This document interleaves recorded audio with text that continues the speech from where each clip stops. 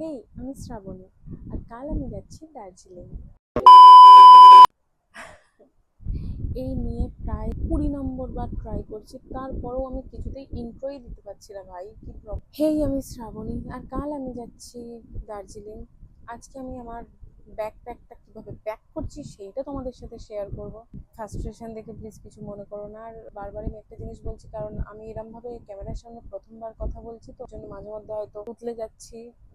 কিছু মনে করো না, জাজ করো না প্লিজ, বুঝতে পারবে হয়তো যার প্রথম এরকম ভাবে ভিডিও করো। তো চলো দেখে নেওয়া যাক কি কি আমার ব্যাগের ভেতর ঢোকে ন্যাচারালি, আর কি কি আমাকে একদম পাঞ্চ করে পুশ করে নিজের ওপরে বসে তার উপরে দিয়ে চেনটাকে আটকাতে হয়।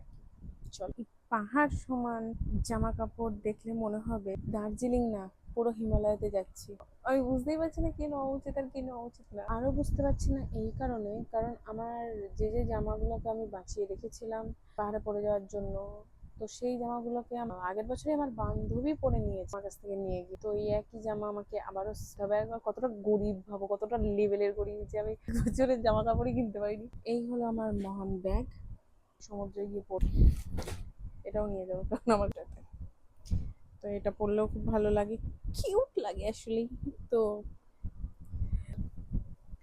ভীষণ প্রিয়, যেটা রিভার্সেবল এরকম।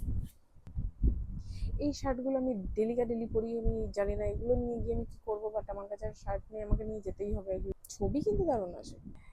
এটা কোন দিন পরবো, এত ঠান্ডাও আছে, এই প্যান্টটা আয়রন ছাড়াও খারাপ নয়।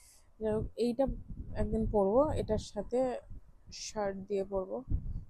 লাস্ট আর কাকে দিয়েছি, পুরীতেই তো লাস্ট করেছিলাম না, এটা আমি আর এক বন্ধুকে দিয়েছিলাম লাস্ট, সে পরেছে। যে বন্ধু আমার সব জামা পরে নিয়েছে সেই পরেছে। দেখেছো দেখেছো, কিউট।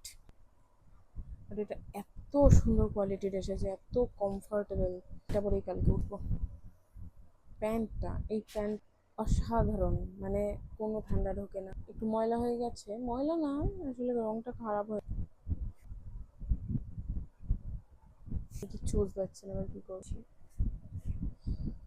আমি খুবই কনফিউজ হয়ে যাচ্ছি সাদা আর হলুদটা নিয়ে। আমি একবার আমার কাছ থেকে পরামর্শ নিয়ে আসি।